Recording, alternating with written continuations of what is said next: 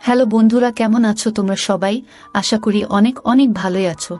আর তোমাদের ভালোবাসায় আমিও অনেক ভালো আছি, কারণ তোমরা আমাকে যে পরিমাণে ভালোবাসা দিয়েছো এবং সাপোর্ট দিয়েছো তা আমি কোনোদিন ভুলতে পারবো না।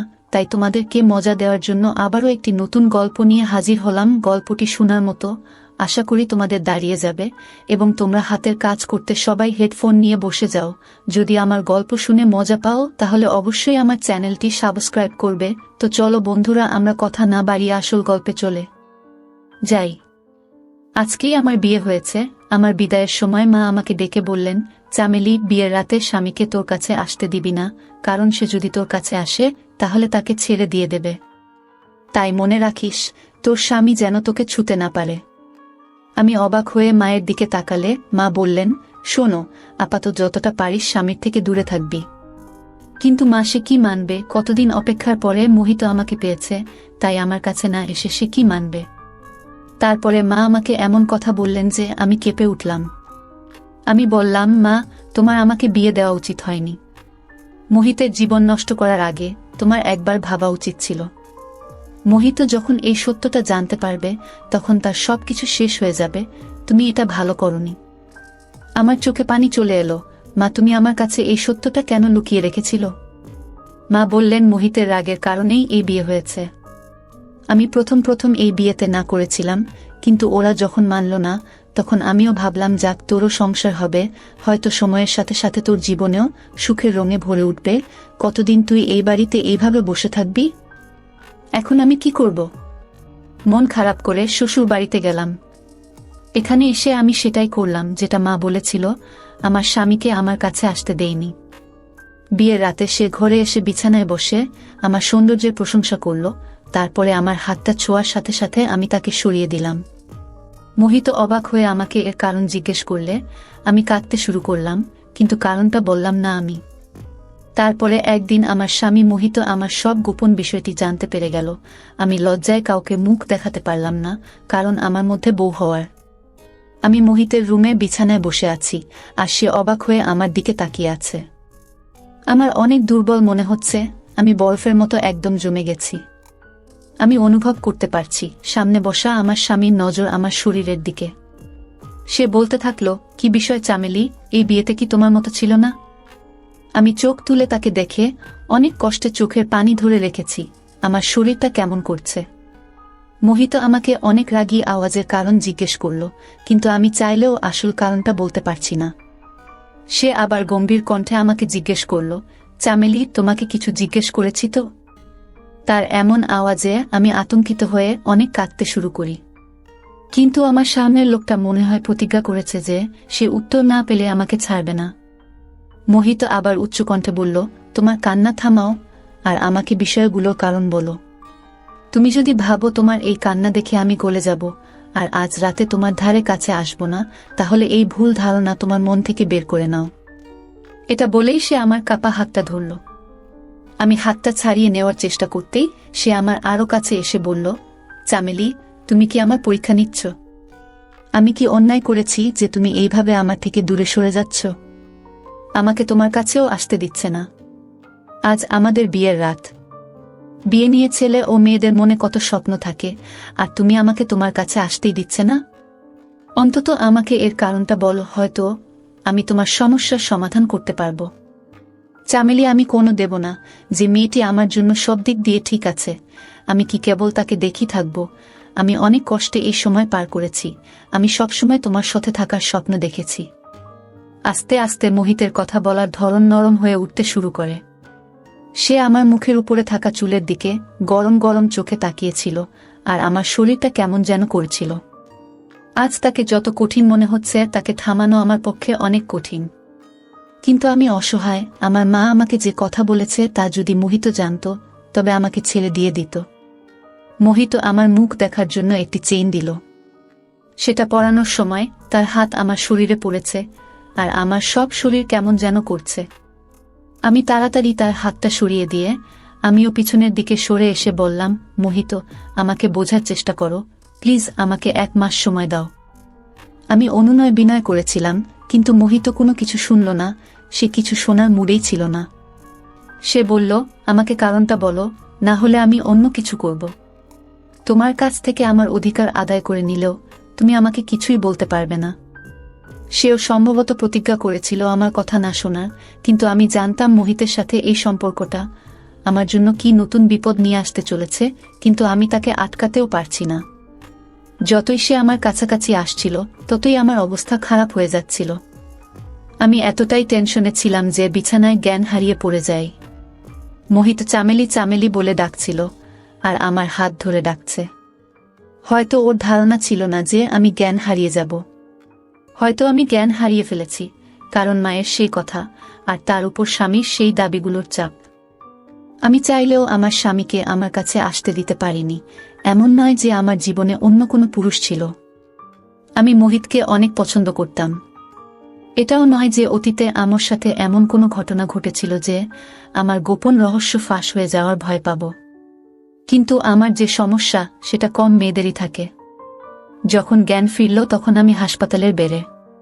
শাশুড়ি ও মোহিত আমার কাছে চিন্তিত হয়ে দাঁড়িয়েছিল। শাশুড়ি আমাকে কেমন মনে হচ্ছে সেটা জিজ্ঞেস করলেন। মহিলা ডাক্তার বললেন, এখনই একেবারেই ঠিক আছে, আপনারা চাইলে এনাকে বাড়িতে নিয়ে যেতে পারেন। তারা কিছুক্ষণের মধ্যে আমাকে বাড়িতে নিয়ে এলো। শাশুড়ি আমাকে আমার ঘরে রেখে বিশ্রাম নিতে বললে আমি বিছানায় শুয়ে পড়লাম। বিয়ে বাড়ির কারণে বাড়িতে অনেক অতিথিরা উপস্থিত ছিলেন। আমি শুনতে পাচ্ছিলাম মোহিতের দাদা, ভাই, জামাইবাবুরা মোহিতের সাথে মজা করছে যে বিয়ের রাতেই তুমি তোমার বউয়ের সাথে এমন কি করলে যে মেয়েটি একেবারে জ্ঞান হারিয়ে ফেলেছে। একটি ফুলের মতো মেয়ে, তোমার একটু আস্তে এগানো উচিত ছিল, কিন্তু তুমি তো ফুলটাকে শেষ করে দিয়েছ। তারা একটা মজা করার সুযোগ পেয়েছে, তাই তারা আর থামে। সবাই কি ভাবছিল জানি না, তবে আমি নিজেই লজ্জা পাচ্ছিলাম, কারণ আমার কারণে মোহিত সবার সামনে লজ্জিত হচ্ছিল। কেউ তাকে উপদেশ দিচ্ছিল 4 দিন ওই রুমের ধারে কাছেও যাবে না। কেউ আমার শাশুড়িকে বলছিল যে তুমি নিজের কাছে তোমার বৌমাকে রাখো, পাশে মোহিতের মুখ দেখে নতুন বউ আবার জ্ঞান হারিয়ে ফেলবে। হাসি মজার আওয়াজে আমি নিজের চোখেই ছোট হয়ে যাচ্ছি, কিন্তু আমিও অসহায়। আমি যদি আমার স্বামীকে আসল কারণটা বলি তাহলে সে আমাকে ছেড়ে দিয়ে বাড়ি থেকে বের করে দেবে। আমি যদি কিছু নাও বলি তাহলেও আমাদের সম্পর্কের কয়েক মাসের মধ্যেই সে জানতে পারবে। কিছুদিন শাশুড়ি আমার কাছে আসতে থাকলেন। তিনি আমাকে খাবারও খাওয়াতেন। তিনি অনেক নরম মনের এবং স্নেহময়ী মহিলা। আস্তে আস্তে সব অতিথিরিও চলে গেল, আমার শরীরও ঠিক হয়ে গেল। তাই আমি নিজেই রান্নাঘরের কাজ করতে থাকলাম, যদিও আমার শাশুড়ি আমাকে নিষেধ করেছিলেন। মোহিত অনেক চুপচাপ থাকত এবং খাওয়ার সময় আমার দিকে অভিযোগের চোখে তাকিয়ে থাকত। শ্বশুর বাড়িতে শুধু মোহিত আর আমার শাশুড়ি থাকতেন। মোহিত আমার শাশুড়ির একমাত্র ছেলে। যদিও সব অতিথি চলে গেছে, কিন্তু শাশুড়ি তার বান্ধবী ও তার মেয়েকে রেখে দিয়েছেন। শাশুড়ির বান্ধবীর মেয়ে আমার সমবয়সী, তার গ্রাজুয়েশনের পরীক্ষা হয়ে গেছে। তাই মা মেয়ে মাসখানেক এখানে থাকার প্ল্যান করেছিলেন। দিয়াও সুন্দরী ছিল, কিন্তু যে জিনিসটি আমাকে বিরক্ত করত তা হল সে মোহিতের সাথে অনেকভাবে মিশত এবং মোহিতের সাথে হেসে হেসে কথা বলত। সেই দিনও খাওয়ার টেবিলে বসে দিয়া কি নিয়ে কথা বলে যাচ্ছিল, কিন্তু মোহিত তার কথায় উত্তর দিচ্ছিল না। তার চোখ আমার দিকে স্থির ছিল। সে মুখে কিছু বলছে না, কিন্তু তার চোখ আমাকে যা বলছে তা আমি জেনেও না জানার ভান করলাম। রাতে রান্নাঘরের কাজ করছিলাম, সবাই যে যার রুমে চলে গিয়েছে। কিছুর অনুভূতি হওয়ায় মাথা ঘুরিয়ে দেখলাম মোহিত আমার ঠিক পিছনের দিকে দাঁড়িয়ে আছে। সে বলল, মাথা ব্যথায় আমার ঘুম আসছে না, 1 কাপ চা বানিয়ে দাও তো। ভাবলাম চায়ের কথা বলে বেরিয়ে যাবে। আমি চায়ের কেটলিটা গ্যাসের উপরে রাখলাম। আমি রান্নাঘরে কাজ করার সময় রান্নাঘরের দরজায় আমার পোশাকগুলো রাখতাম, কারণ এই সময় আমি রান্নাঘরে একাই থাকি আর বাড়িতে কোনো মানুষ বা কেউ ছিল না। কিন্তু মোহিত হঠাৎ এইভাবে রান্নাঘরে এসে আমার কাছে দাঁড়াবে তা আমার ধারণা ছিল না। আমি যখন ওর দিকে মনোযোগ দিয়ে দেখলাম তখন আমার লজ্জা পেতে থাকলো। ও রান্নাঘরের দরজার কাছেই দাঁড়িয়ে, আর আমার পোশাকটাও সেখানেই আছে। আমি পোশাকটা নিয়ে নিজের শরীরে দিতেও পারছি না, তাই যত তাড়াতাড়ি সম্ভব চা বানানোর চেষ্টা করলাম। কিন্তু আজ গ্যাসের চুলাটা অনেক আস্তে চলছে, হয়তো কোনো ময়লা আটকে গেছে। এত আস্তে চললে চা তৈরি হতে 15 থেকে 20 মিনিট পার হয়ে যাবে, আর এইভাবে 15 থেকে 20 মিনিট দাঁড়ানো আমার পক্ষে কঠিন হয়ে যাচ্ছে। বারবার মোহিতের চোখে আমার চোখে পড়ছিল আর আমার হার্টবিট বেড়ে যাচ্ছিল। তারপরে হঠাৎ মোহিত বলল, চামেলি, তোমার চুলগুলো অনেক সুন্দর। আমি খেয়াল করলাম ও আমার দিকে আরেকটু এগিয়ে এসেছে। রান্নাঘরটা অনেক ছোট, তাই ও আমার অনেক কাছে চলে এসেছে। আমি অনেক নার্ভাস ফিল করছি। ও আমার সামনে দাঁড়িয়ে আমার মুখের দিকে তাকিয়ে বলল, জানো, আমি তোমাকে আমার বন্ধুর বিয়েতে প্রথম দেখেছিলাম। যতক্ষণ আমি বিয়ের অনুষ্ঠানে ছিলাম, আমার চোখ সবসময় তোমার দিকেই স্থির ছিল। সেখানেই আমি মনে মনে তোমাকে ভালোবেসে ফেলি। তখন থেকে তোমার সাথে আমার বিয়ের কথা ঠিক না হওয়া পর্যন্ত আমি কোনোমতেই শান্তি পাচ্ছিলাম না। এই বলে মোহিত আমার আরও কাছে চলে এলো, আর আমি পিছিয়ে দেয়ালে গিয়ে বাধা পেলাম। মোহিত, প্লিজ সরো, আমাকে আমার পোশাকটা নিতে দাও বলে আমি আমার কপালের ঘাম মুছলাম। মোহিত বলল, এখানে অপর কেউ নেই যার থেকে তোমাকে নিজেকে লুকাতে হবে। মোহিত আমার আরও কাছে এসে আমার শরীরটা ধরে। ওর গরম নিঃশ্বাসে আমি নরম হয়ে যেতে থাকলাম। আমার অবস্থা আরও খারাপ হতে থাকল। আমার মুখ ওর নিয়ন্ত্রণে নেওয়ার আগেই আমি ওকে পিছনের দিকে সরিয়ে দিয়ে রান্নাঘর থেকে বেরিয়ে তাড়াতাড়ি আমার রুমে গিয়ে দরজা বন্ধ করে দিলাম। আমি কিভাবে মোহিতকে থামাতে পারি? সে আমার স্বামী এবং আমাকে ভালোবাসে। সে তার বন্ধুর বিয়েতে আমাকে দেখে আমাদের বাড়িতে বিয়ের সম্বন্ধ পাঠিয়েছিল। আমার মা প্রথমে এই বিয়েতে রাজি হননি, কিন্তু মোহিত এই বিয়েটা নিশ্চিত না হওয়া পর্যন্ত আমাদের বাড়ির দরজাটা ছাড়েনি। আর আজ এত অপেক্ষার পরে সে আমাকে স্ত্রী হিসেবে পেয়েছে, কিন্তু সে আমাকে তার মন ভরে ভালোবাসতেও পারেনি, কারণ আমি তাকে অনুমতি দেইনি। সে তো তার জায়গায় ঠিকই ছিল, কিন্তু আমি সেই এক সমস্যায় আটকে ছিলাম। সে আমার জন্য সমস্যা হয়ে দাঁড়িয়েছিল। টেনশনে আমি কাঁদতে থাকলাম। আমি পাথর না, এটা একটা স্বাভাবিক সম্পর্ক। মোহিত যতটা আমার ভালোবাসা পাওয়ার জন্য ব্যাকুল ছিল, আমিও ততটাই তার ভালোবাসা পাওয়ার জন্য আকুল ছিলাম। মনে হতো আমি সব কথা ভুলে তার মনের মধ্যে লুকিয়ে পড়ি, কিন্তু আমার অসহজত্ব আমাকে আটকে রেখেছে। আমি কাঁদতে কাঁদতে কখন ঘুমিয়ে পড়েছি জানি না। সকালে যখন ঘুম থেকে উঠলাম, মোহিত অফিসে চলে গেছে। আমি মোহিতের এত তাড়াতাড়ি অফিসে যাওয়ার কারণ জিজ্ঞেস করলে শাশুড়ি বললেন, তিনি জানেন না, হয়তো অফিসে কিছু জরুরি কাজ আছে। আমার মনে পড়ল আমি সারারাত রুমে দরজা ভিতর থেকে বন্ধ করে রেখেছিলাম। সম্ভবত মোহিত ডাইনিংয়ের সোফায় ঘুমিয়েছে। তার ব্যাগ জামাকাপড় তো রুমেই। বুঝলাম মোহিত অফিসে যায়নি, বাড়ি থেকে কোথাও একটা চলে গেছে। এখন আমার মোহিতের চিন্তা হতে থাকল। জানি না সে কোথায় গেছে, হয়তো সে আমার উপর রাগ করেছে। এইসব চিন্তাতেই সারাদিন পার করলাম আমি। সন্ধ্যার দিকে মোহিত এসে সোজা ঘরে চলে গেল। তারপর থেকে মোহিত আমার সাথে কথা বলা একেবারেই বন্ধ করে দিল। সে আমার দিকে তাকায়ও না। একবার আমি তার অফিসের পোশাক ইস্ত্রি করতে শুরু করলে সে আমার হাত থেকে পোশাকগুলো নিয়ে বলল, আমার কাজ করার দরকার নেই। সে তার জামাকাপড় দিয়াকে দিয়ে দিল। নাস্তার কথাও তাকেই বলল। আমি অস্থির মনে করছিলাম। সম্ভবত আমার প্রতি মোহিতের ব্যবহার ঠিকই ছিল। কতক্ষণ সে আমার সাথে ভদ্র থাকতে পারে? কিন্তু আমার জীবন বেরিয়ে যাচ্ছিল যখন আমি দিয়াকে তার সাথে ঘুরতে দেখলাম। সে আনন্দের সাথেই মোহিতের সব কাজ করে দিচ্ছিল। আমি অবাক হয়ে দেখতাম যে মোহিত সন্ধ্যায় যখন অফিস থেকে ফিরত, দিয়া নববধূর মতো সেজে দরজায় দাঁড়াত। মোহিত ভিতরে এলে দিয়া দৌড়ে তার কাছে যেত, হেসে তাকে হ্যালো বলে তার হাত থেকে ব্যাগটি নিয়ে যেত। যেগুলো আমার দায়িত্ব ছিল সেগুলো খুশি হয়ে দিয়া পূরণ করত। আর আমার মধ্যে যেন কেমন একটা হয়ে যেত। কিন্তু আমি কী বা করতে পারি, কারণ মোহিত নিজেই তাকে এত গুরুত্ব দিচ্ছিল। সম্ভবত মোহিত আমার কাছে যা চাচ্ছিল তা আমি পূরণ করতে পারিনি। যদি বিষয়টা এতেই সীমাবদ্ধ থাকত তাহলে ঠিক ছিল। রাতে একবার যখন চোখ খুললাম, বাইরে ডাইনিং রুমে কথা বলার আওয়াজ শুনতে পেলাম। রুম থেকে বের হয়ে দেখলাম দুইজনে হাসতে হাসতে কথা বলছে, আর সামনে 2 কাপ চা রাখা ছিল। আমাকে দেখে দিয়ার হাসি থেমে গিয়েছিল, কিন্তু মোহিত একেবারে খুশি হয়ে বসেছিল। দিয়ার সাথে এমনভাবে কথা বলতে থাকল যেন আমাকে নিয়ে তার কোনো চিন্তা নেই। আমি কাঁদতে কাঁদতে নিজের রুমে চলে এলাম। আমার জীবন আস্তে আস্তে নষ্ট হয়ে যাচ্ছে। কিন্তু আমি জীবনের সেই পর্যায়ে দাঁড়িয়ে আছি যেখানে সামনে গরম আর পিছনের দিকে সমুদ্র। আমি যদি মোহিতকে সত্যিটা বলি তাহলেও আমার সংসার নষ্ট হয়ে যেত। আর না বললে দিয়া নামের এই মেয়েটা আমার জায়গাটা নিয়ে নেবে। একজন নারী সবকিছু সহ্য করতে পারে, কিন্তু অন্য মেয়ের দুঃখ নয়।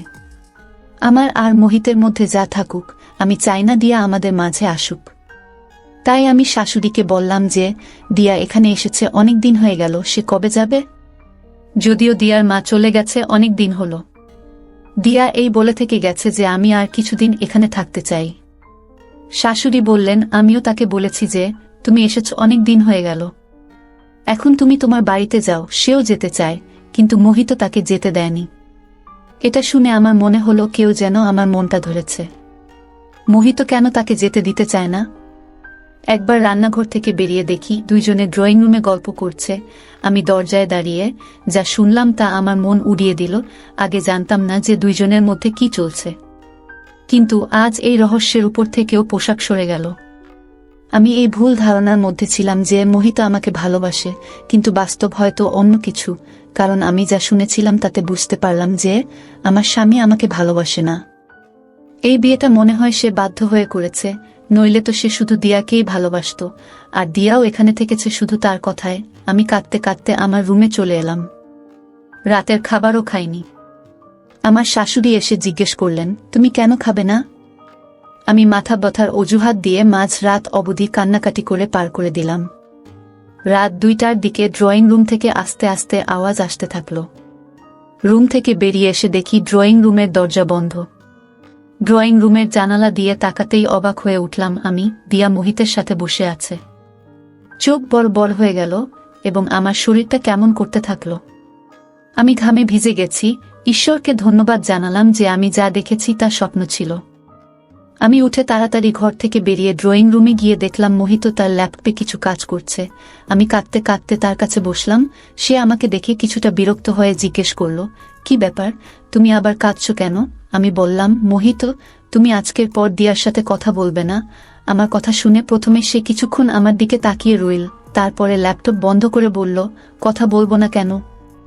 আমি বললাম, তোমার মনে যদি দিয়াই ছিল তাহলে আমাকে বিয়ে করলে কেন? সে বলতে থাকলো, আমি খুব ভুল করেছি যে আমি দিয়ার কদর না করে তোমাকে দেখে তোমার জন্য পাগল হয়ে তোমাকে বিয়ে করেছি। দিয়া আমাকে আগে থেকেই ভালোবাসতো আর আমাকে বিয়ে করতে চাইতো। এখন আমিও বুঝতে পেরেছি, তাই আমি দিয়াকে বিয়ে করতে চাই। এটা শুনে আমি একদম পাগল হয়ে গেলাম আর কাঁদতে কাঁদতে বললাম, তুমি এটা করতে পারো না, তুমি আমাকে এভাবে শেষ করতে পারো না, তোমাকে ছাড়া আমি শেষ হয়ে যাব। মোহিত, আমি তোমাকে অনেক ভালোবাসি। আমার কথা শুনে মোহিত আমার হাত ধরে রুমে নিয়ে এসে রুমের দরজা বন্ধ করে দিয়ে বলল, শুধু এইটুকুই আমি শুনতে চেয়েছিলাম।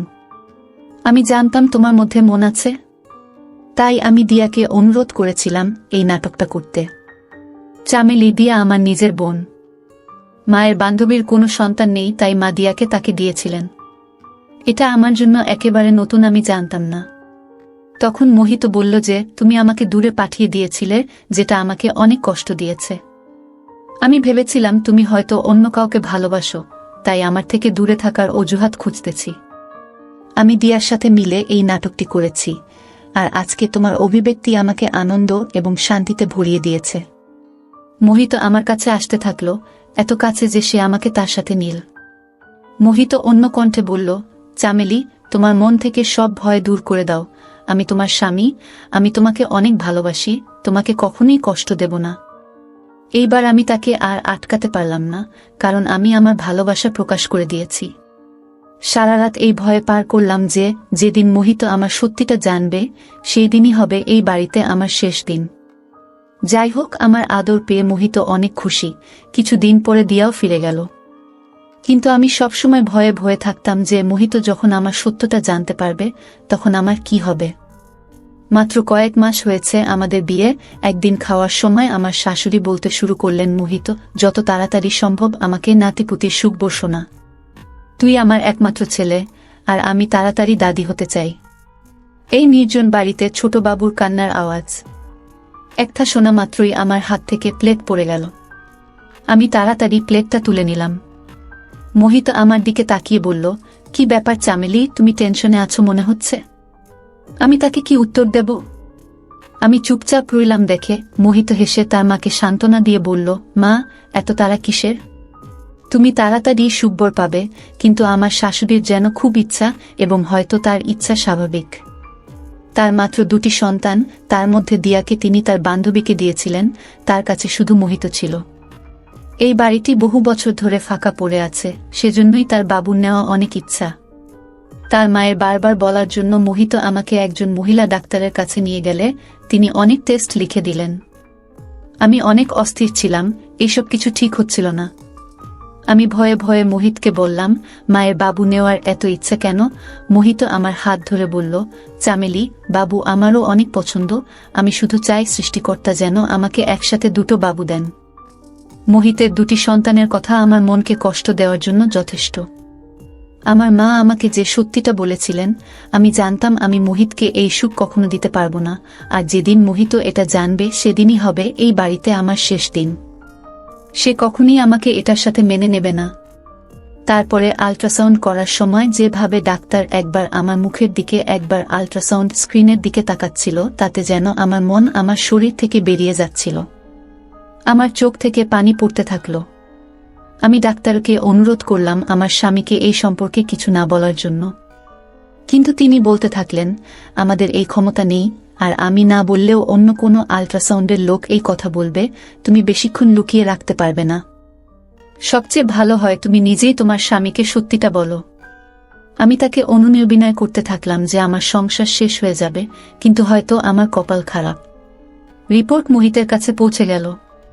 মহিলা ডাক্তার রিপোর্টটা দেখার সাথে সাথে আমাকে অবাক চোখে দেখতে থাকল, আর তিনি মোহিতকে আমার রিপোর্টের সব সত্যিটা বলে দিলেন।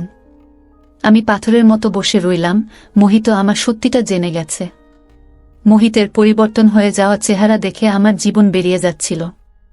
বাড়ি যেতেই আমার শাশুড়ি যখন মোহিতকে আমার রিপোর্ট সম্পর্কে জিজ্ঞাসা করলেন, মোহিত বলল যে ডাক্তার এখনো কিছু বলেনি। আমি এই কথা শুনে কিছুটা সুখ অনুভব করলাম, কারণ শাশুড়ি জানলে আমাকে হাত ধরে বাড়ি থেকে বের করে দিতেন। আমি চুপচাপ আমার রুমে চলে এলাম। এখন অস্থিরতায় আমার মনটা বেরিয়ে যাচ্ছিল। জানি না মোহিত রুমে এসে আমাকে কি শাস্তি শোনাবে। মোহিত যখন রুমে এলো তখন তার চোখ লাল। আমার মনটা কেমন করছে, আমার চোখ থেকে অবিরাম পানি বয়ে যাচ্ছিল। সে এসে আমার কাছে বসে চুপচাপ কিছুক্ষণ আমার দিকে তাকিয়ে রইল। সে মুখে তো কিছুই বলল না, কিন্তু তার চোখ যেন অনেক কিছু বলছে, যে কেন তুমি আমার কাছ থেকে এত বড় একটা কথা লুকালে। আমার চোখ থেকে অবিরাম পানি ঝরতে থাকল। আমি নিজেকে ভাগ্যের হাতে ছেড়ে দিয়েছি। কিছুক্ষণ পরে মোহিত বলতে থাকল, শুধু একটা কথা বলো চামেলি, তুমি কি এটা আগে থেকেই জানতে? আমি নাতে মাথা নেড়ে বললাম, আমার মা বিয়ের রাতে আমাকে এই কথা বলেছিল, তাই আমি তোমাকে আমার কাছে আসতে দিতাম না, যাতে সত্যটা জানার পর তুমি আমাকে ছেড়ে না দাও। এই বলে আমি কাঁদতে থাকলাম। সে বলল, চামেলি তুমি এটা ভালো করনি। তুমি জানো আমি আমার মায়ের একমাত্র সন্তান। যদি তোমার মা সত্যিটা জানতো তাহলে আমাদেরকে অন্ধকারে রেখে অন্যায় করেছেন। এই কথা বলেই মোহিত ঘর থেকে বেরিয়ে গেল। সারা রাত আর রুমে আসেনি। বিয়ের রাতে মা কাঁদতে কাঁদতে আমাকে বলেছিলেন যে জন্ম থেকেই আমার মধ্যে বাবু নেওয়ার ক্ষমতা নেই, আমি কখনই মা হতে পারবো না। 14 বছর থেকে 15 বছর পর্যন্ত আমার শরীর থেকে ময়লা বের হয়নি দেখে আমার মা টেনশনে ছিলেন। আমার 16 বছর বয়সেও যখন আমার শরীর থেকে ময়লা বের হয় না, তখন তিনি আমাকে একজন মহিলা ডাক্তারের কাছে নিয়ে যান, যেখানে আমার আল্ট্রাসাউন্ড হয়েছিল, কিন্তু মা তখন আমার কাছ থেকে এই সত্যটা লুকিয়ে রাখেন। তিনি শুধু বলেছিলেন আমার মধ্যে সামান্য ঘাটতি আছে, যা সময়ের সাথে সাথে পূরণ হয়ে যাবে এবং আমি স্বাভাবিক হয়ে যাব। আমিও এটা ভুলে গিয়ে নিজের জীবন নিয়ে ভালো ছিলাম, কিন্তু বিয়ের রাতে মা আমাকে এই সত্যটা বলেন এবং সাথে আমাকে এটাও বলেছিলেন যতটা সম্ভব মোহিতের থেকে দূরে থাকতে, কারণ সে যদি তার সাথে সম্পর্ক করে কিছুদিন পরে বাবুর কথাও বলবে, এবং এর জন্য যখন তোকে ডাক্তারের কাছে নিয়ে যাবে তখন তারাও এই সত্যটা জেনে যাবে। আর আজকে সেই দিনটি এসে গেছে। মোহিতের কাছে আমার রহস্য প্রকাশ পেয়ে গেছে। আমি অনেক কাঁদছিলাম, কিন্তু সে একবারও আমার চোখের পানি মুছিয়ে দিতে আসেনি। সকালেই বুঝতে পেরেছি আমাকে নিয়ে কি সিদ্ধান্ত হতে চলেছে। সকালে যখন ঘর থেকে বেরোলাম তখন মোহিত ওর অফিসে চলে গেছে। সারাটা দিন অন্যভাবে পার করছি। আমি বাড়িতে ফিরে এসেও ওর মুখে বিষণ্ণতার ছাপ। সে হাতে রিপোর্টগুলো নিয়ে শাশুড়ির সামনে রাখে। আমি ভয়ে শেষ হয়ে যাচ্ছিলাম, কিন্তু জানতে পারলাম আমার শাশুড়ি সম্পূর্ণ নিরক্ষর। তিনি বললেন, মোহিত, আমি এসব রিপোর্ট কি বুঝি, এতে কি লেখা আছে সেটা আমাকে বল। মোহিত বলল, মা, আমি তোমাকে কখনো বংশধর দিতে পারবো না, সন্তান হওয়ার ক্ষমতাই আমার নেই, আমার কোনোদিন সন্তান হবে না। এই বলে মায়ের শরীরে মাথা রেখে সে কাঁদতে থাকল। শাশুড়িকে ধরে আরো বলল, দয়া করে আমাকে সন্তানের জন্য আর জিজ্ঞেস করবে না। আমি তোমাকে সবকিছু দিতে পারি, কিন্তু সন্তান কোনোমতেই না। এসব শুনে আমার শরীরের রং পরিবর্তন হয়ে গেল। মোহিত সবকিছু নিজের উপরে নিয়ে আমাকে সবকিছু থেকে মুক্তি দিয়ে দিল। আমার শাশুড়িও কাঁদছেন, আর আমি অবাক হয়ে আমার স্বামীর দিকে তাকিয়ে রইলাম যে এটা পুরুষের কোনো রূপ, যেটা মোহিতের রূপে আমার সামনে। আমার শাশুড়ি কিছুক্ষণ কান্নাকাটি করে তারপরে তিনি বললেন, চিন্তা করিস না মোহিত, অনাথ আশ্রম থেকে একটা বাবু নিয়ে আসিস, আর আমরা নিজের মনে করে তাকে মানুষ করব। কিন্তু তুই মন খারাপ করিস না, আমি আর কখনো তোকে সন্তান নিতে বলবো না। রুমে এসে মোহিত প্রাণহীন মানুষের মতো শুয়ে পড়ল। আমি তার কাছে গিয়ে তার পা ধরে কাঁদতে কাঁদতে বললাম, তুমি একই করলে? আমার সমস্যাগুলো নিজের মাথায় নিয়ে নিলে। সে আমাকে হাত ধরে তার কাছে বসিয়ে বলল, স্বামী স্ত্রী একে অপরের অংশ এবং আমাদের নিজেদের সমস্যাগুলো মেনে নিতে হয়। তুমি আমার, তোমার সমস্যাগুলো আমারও সমস্যা এবং তোমার গুণ আমারও গুণ। আমি বলছি না যে এসব আমার কাছে সহজ ছিল, কিন্তু আমি তোমাকে ছেড়ে থাকতে পারবো না। এইসবে তোমার কোনো দোষ নেই। এই বলে মোহিত আমাকে ধরল। আমি পৃথিবীর সবচেয়ে ভাগ্যবান মহিলা যে মোহিতের মতো স্বামী পেয়েছি। আজ আমাদের বিয়ের 5 বছর হয়ে গেছে। দিয়ারও বিয়ে হয়ে গেছে, আর সে যমজ সন্তানের জন্ম দিয়েছে। একটি ছেলে দিয়া আমাকে এবং মোহিতকে দিয়েছে। আমি আনন্দের সাথেই দিয়ার ছেলেকে নিজের করে নিয়েছি। এখন মোহিত এবং আমার শাশুড়িও অনেক খুশি। ওই বাবুর জন্য এখন মনে হচ্ছে আমাদের পরিবার পরিপূর্ণ। বন্ধুরা, আজকের ভিডিওটা এখানেই শেষ করলাম। অনেক কষ্ট করে ভিডিওটি আপনাদের জন্য বানিয়েছি। যদি ভিডিওটি আপনাদের ভালো লেগে থাকে তাহলে একটা লাইক করবেন এবং চ্যানেলটি অবশ্যই সাবস্ক্রাইব করবেন। এই আশা ব্যক্ত রেখে আপনাদের কাছ থেকে বিদায় নিচ্ছি আমি। দেখা হবে আগামীকালের নতুন কোনো ভিডিওতে। সে পর্যন্ত সবাই ভালো থাকুন, সুস্থ থাকুন। ধন্যবাদ।